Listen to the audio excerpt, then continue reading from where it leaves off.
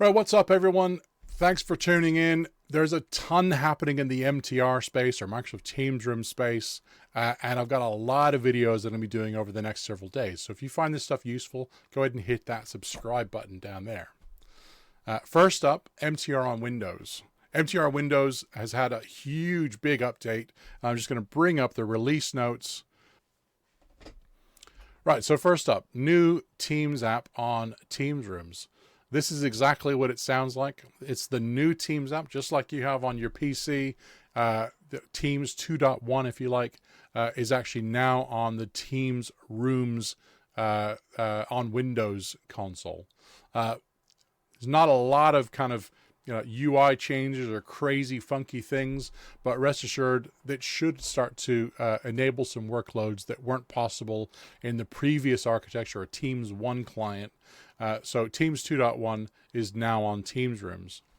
It means there's also a common code base for the developers at Microsoft to be able to develop against. So everything from desktop to browser, even Mac, and of course the Teams Rooms app.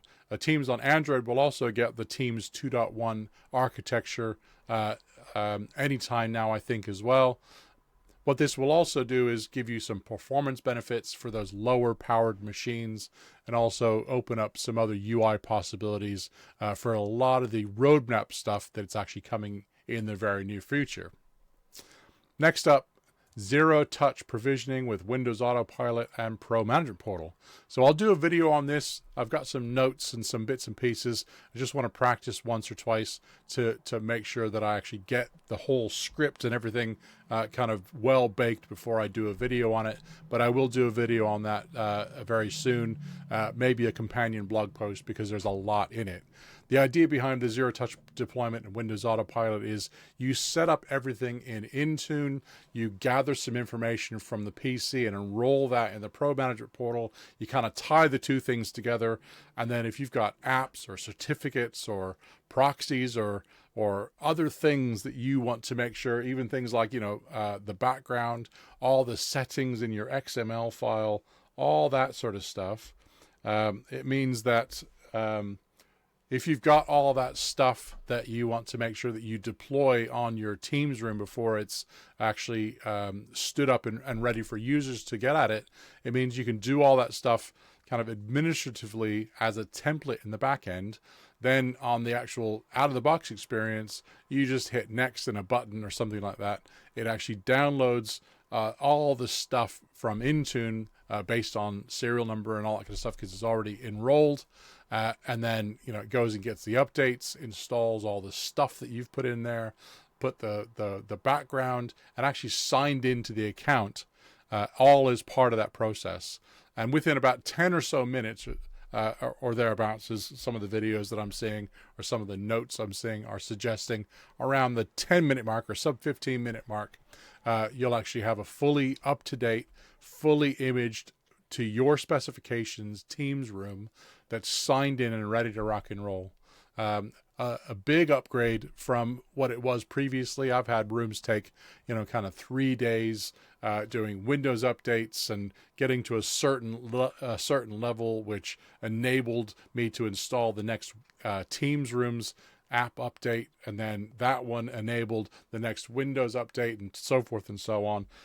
All that stuff is a thing of the past with this Windows update stuff. A really big one if you're a multilingual organization or kind of have multilingual users in the same office. Users can now choose from a language picker and actually change the language of the UI of the Teams Rooms app. I'll show you that when I actually demonstrate the console and stuff. But I think that's a big win. Again, if you've got multilingual organizations, you don't need to now do that as an admin and change the Windows PC settings. You just change the language of the app. And a user can do that. That's a great thing. Skype for Business deprecation. This has been coming for a long time. It was announced not long ago, but Skype for Business Online support is kind of gone. So if you haven't fully transitioned over from Skype for Business over to Teams, you need to do so. But yeah, all the Skype for Business code and all that kind of stuff in the Teams Rooms app is now gone. Meeting chat shown by default in the gallery. Again, I think this is a really good one. So, if you're in a Teams room and you want to follow along with the chat, traditionally you have to open up your laptop and you get the chat pane and you can respond and do all that sort of thing. If you just want to glance up at the front of room display and actually see what's going on in the chat, assuming it's not just a bunch of hi from this country and thanks and, sort of pages and pages of all that when you've got really large meetings, if you've just got a few people joining, it just means that you can actually quite easily follow along with the chat. Another really good thing. As an admin, it says you can actually disable that so that you don't have that on by default. But I think, again, it's a good thing. Try it, see if you like it, and then go back and do it a different way if you think it's different. I think it's no good. Join meetings with a QR code. This is my favorite thing. So QR code's been popping up in the Teams rooms and kind of consoles and things for a little while, starting with the Teams panel. I've got one over my head here. It was a huge win to be able to just rock up with your phone, scan a QR code, and actually schedule a meeting with that room, either as a meet now or an ad hoc booking, or actually something that you've already had in your diary. So now with QR code join, you can actually join a scheduled meeting, something you have upcoming in your diary. You can do a meet now, and you can also cast your display. I'll show you that actually in a second with another one of my layouts. 4K display and UI scaling. Easy for you to say. We've had 4K displays in rooms for as long as Teams rooms has been out, probably a little bit longer. And previously, you were limited to 1920 by 1080 layout. The Teams Rooms app now supports 4K UI and scaling. So go ahead and change that if you got 4K displays, give you a lot more screen real estate. Improvements to Join ID. I'll have to show you this one to kind of to know what I'm talking about. But effectively, this just means that if you're joining by meeting ID and passcode, it's a lot easier to choose between Teams Native or Zoom and a little pop-up thing. I'll show you that in a sec. This one should say require meeting ID and passcode to join meetings. This is something that you can actually set administratively so that all meetings scheduled with this room, once you hit the join button, it will prompt you for the meeting ID and passcode. The use case for this is if you've got, a public room or something like that, and you want to make sure that, a lot of people actually going in, you got guests coming in from outside. You don't want people that shouldn't be in your meeting joining your meeting.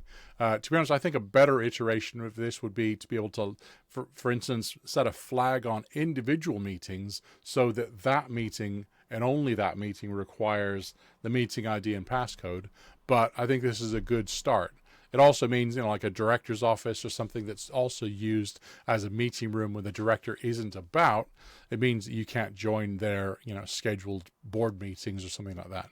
It'll prompt you for the meeting ID and passcode for their meeting. You can always just use this room for joining with a meeting ID and passcode for your meeting without inviting this room in the first place, or do proximity join, or use the QR code or anything you want there as well. This is for scheduled meetings scheduled with this room.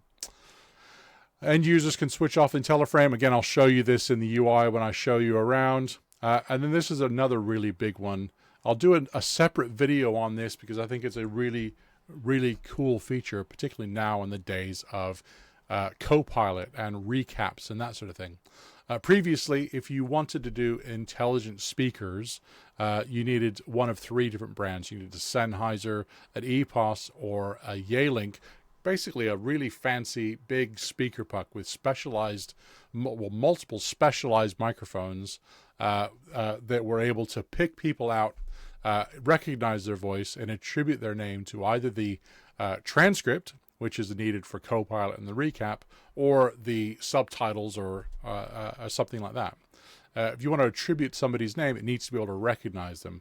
So as I said, previously you needed to buy one of those three intelligent speakers. Actually, the microphones or the secret sauce speakers have almost nothing to do with it. But the speakers were kind of only spec'd for certain size rooms. The microphones could only recognize a certain number of people. There were a lot of limitations to it. Now, if you're thinking about Copilot or thinking about Teams Premium and doing those recaps, and you've encouraged your users to enroll their voice in Teams, and you invite them to meetings to be in person in a room, it means that you can enable the transcript and recording. It will start to recognize speakers in that room, and if it does recognize somebody, it'll attribute their name to the transcript. If you're also following along with subtitles or captions for hearing impaired or something like that, then it also means that you can easily see who is saying what, because their name is attributed to their item that they're talking about.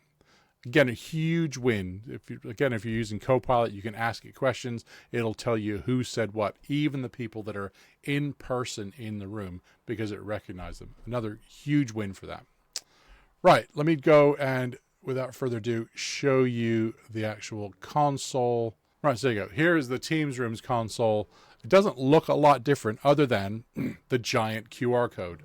So the giant QR code is kind of the big secret sauce of what's going on in the whole thing, and I'll demonstrate that specific feature in a second as well.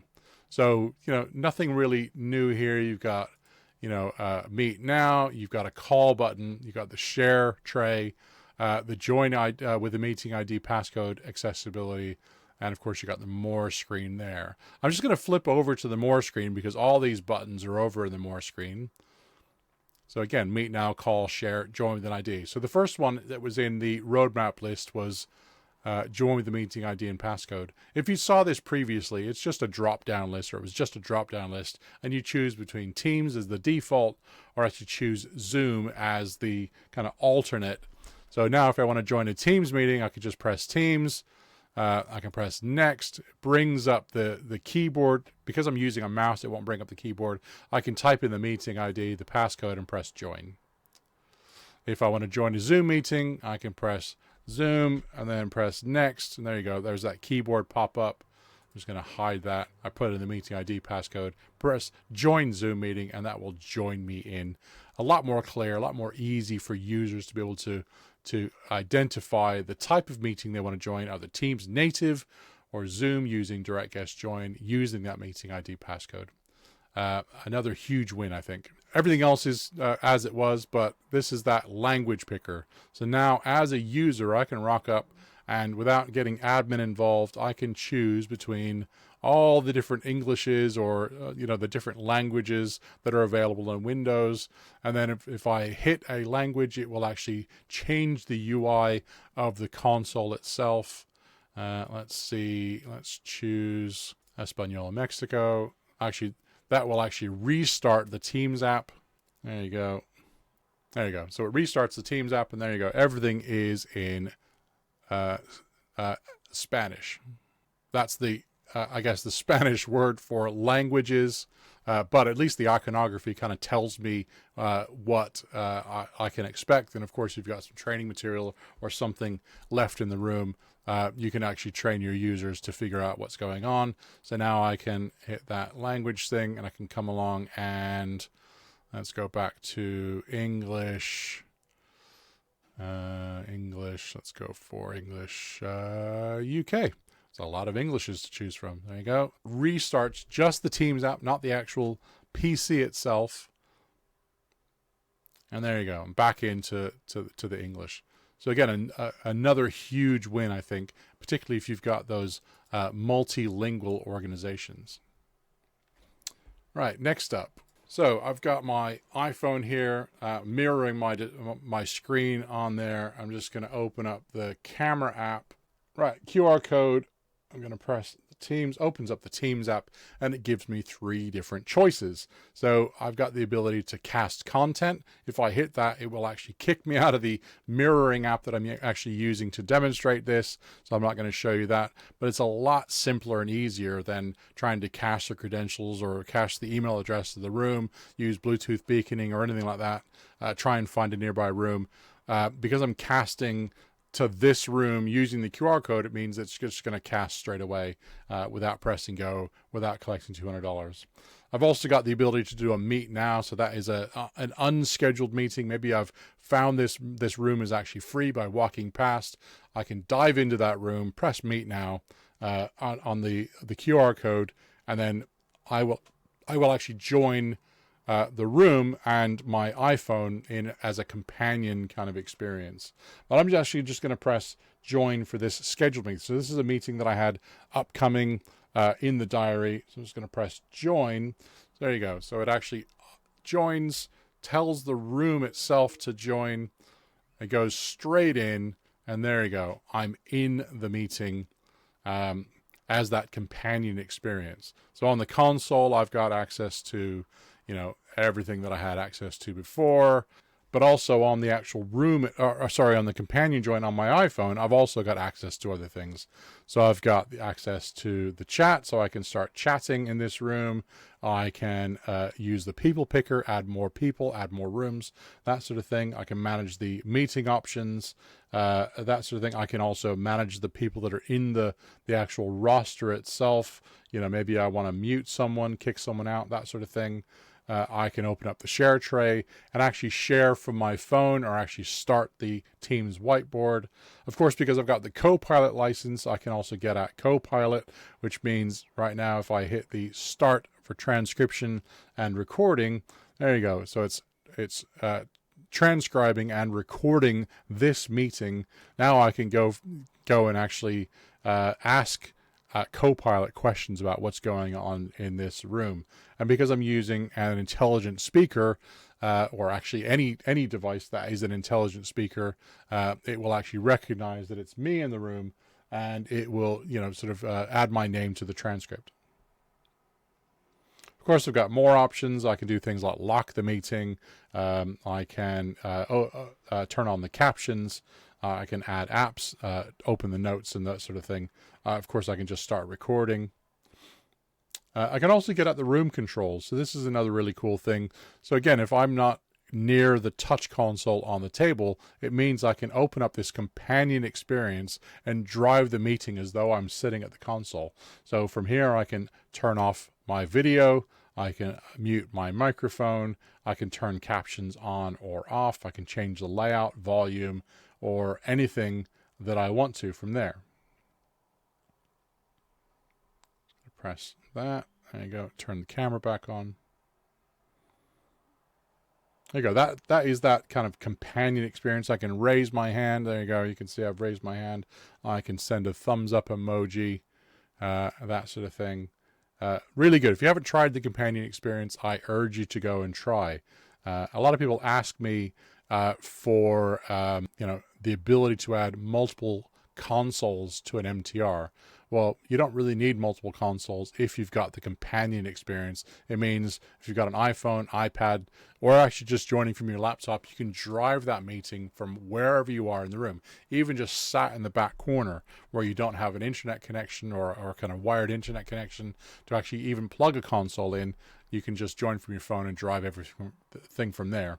And because I've actually joined in this companion experience, you can see down here that my iPhone is actually joined with the camera, mic, and speakers on the phone itself turned off.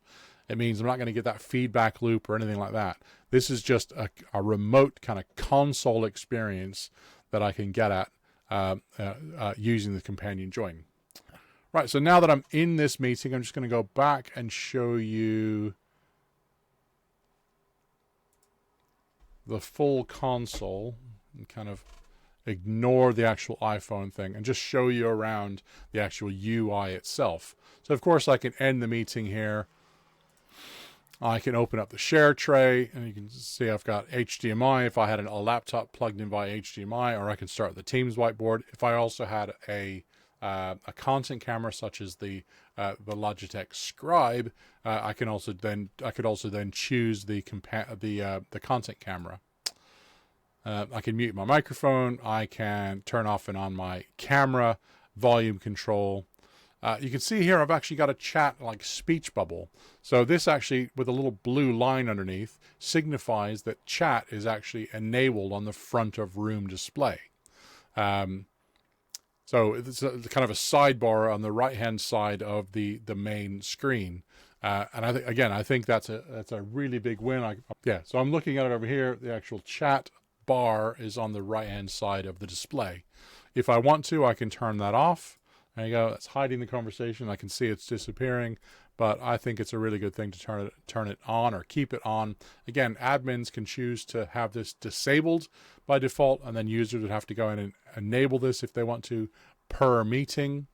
But again, I think it's a big win for following along with the chat while you're in a room. You can't do anything with the chat, but at least you can follow along with it.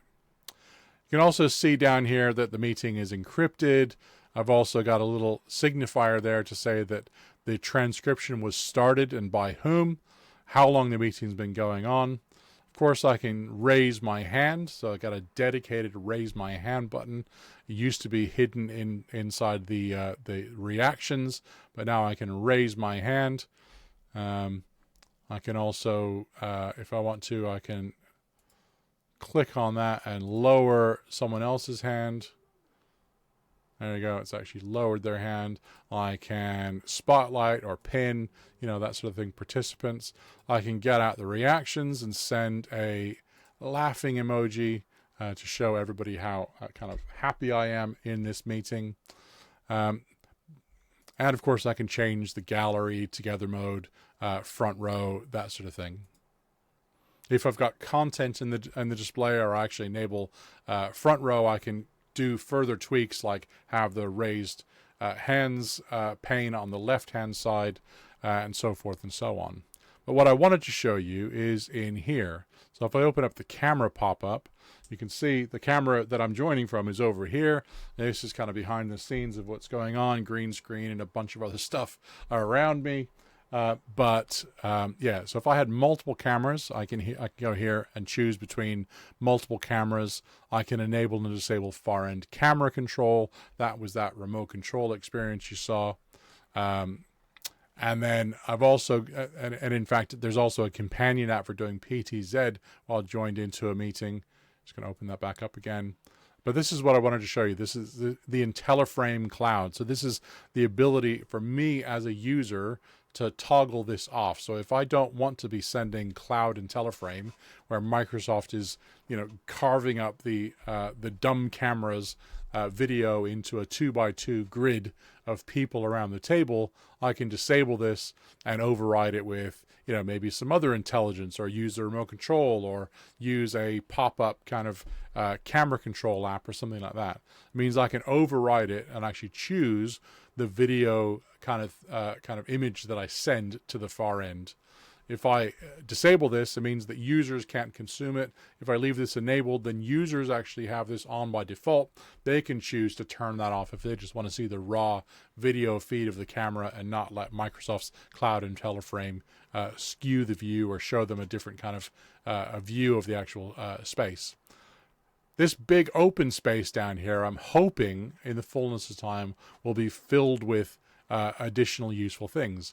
If you look at Teams rooms on Android, which I'll do a video on in a short bit, you actually get the smart camera controls. So if you've got a smart camera such as a Rally Bar, or actually anything from any vendor who has framing modes on a Teams rooms on Android, you can choose between group view, a kind of a speaker view, and a grid view, which is like Cloud IntelliFrame, but something done by the OEM themselves. Hopefully, this big open space is kind of calling out for it. We'll have, the smart camera controls, be able to choose between those framing options, and maybe even PTZ control. I couldn't even tell you how many times a week I'm asked for PTZ control native to the Teams app, not something cooked up by the actual OEM. Even things like, being able to get at the page flip and stuff like that from here. I think that would be a huge win. It could be just hiding in the more menu, but smart camera controls, I think, are definitely sorely needed there. And then one last thing I wanted to show you, this is that from in here is under the more menu. From in here, I can go ahead and report a problem. And I said previously on an actual podcast that reporting a problem as a user will actually show up in the Pro Management Portal. So if you've got a user that has a problem, they can report that problem during a meeting. Maybe there's a problem with video. Maybe there's a problem with the environmentals in the room. Doesn't really matter. If they report a problem, it will show up in the Teams, the Pro Management Portal for the admins to be able to action later on. Of course, I can get at the audio settings. I've got stereo speakers in this space, so I've got spatial audio enabled. I've got noise suppression turned on, so I can, again, as a user, get at those controls. But the big win, and this is something that was only previously available on Android.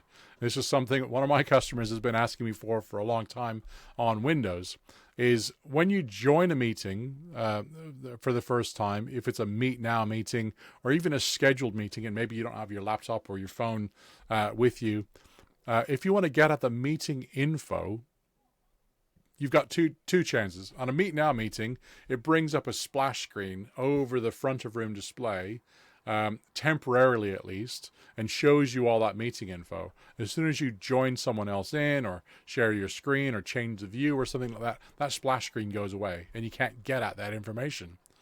On Android, you actually get the meeting ID and passcode actually in the open space down here. You also have a meeting info button under the More menu. So now in Teams Rooms on Windows, you get a meeting info button under the More menu that gives you the meeting ID, the passcode, and also the dial-in details and the conference ID. It means if you just phone someone on their phone and you say, yeah, you're going to join this meeting, call this number, call this conference ID, and I'll talk to you in a second, or join using this meeting ID and passcode. It means you can actually get at this information and give it to somebody verbally. It makes it a lot easier for somebody to be able to join. Even companion join actually in the room. Maybe there's a guest that's in the room. They want to share the display. Maybe you're one of those companies that doesn't like HDMI cables on the table. Being able to give them that meeting ID and passcode so they can do that and start typing and getting into that meeting is a big win. Hopefully, things like QR codes will also show up in here. I don't have any insight into that, but I think that would also be a really good thing. Again, if I just want to companion join from my phone into a running meeting, I can just rock up and hit the QR code, and it will actually give me that information. Maybe the QR code isn't hidden under here. Maybe it's actually down here somewhere. There's a lot of space, a lot of big blue space down there. There could be tons of other information that is displayed. Maybe the meeting ID and passcode, maybe the meeting info should be displayed there, the full set of meeting info, and then the QR code could be, up kind of here somewhere. Right, so that is it. That's everything I wanted to show you in version 5. If you want to get version 5, it's been rolling out for the last couple of weeks. As long as your rooms are in the right ring in the Pro Management Portal, it means you're probably going to have it now or very soon anyway. You could also, if you wanted to, just change the ring on a specific room. You could download the PowerShell script and actually manually update it. I've got a blog post on that. You can also, if your rooms are in the Pro Management Portal, if you open up the room and you go to the Updates tab, you can highlight 5.0.111 and actually force that update, and it'll actually force it and queue it for the next reboot to make sure that it's there before you get there in the morning. You can also do a manual reboot after you force the update, and it will get you on that update during the day. Right, so this is the first of many, many videos I'm going to be doing over the next few days on everything MTR. Again, hit that subscribe button if this kind of stuff is your bag. And all it leaves me to say is thanks very much for watching, and I'll see you in the next one.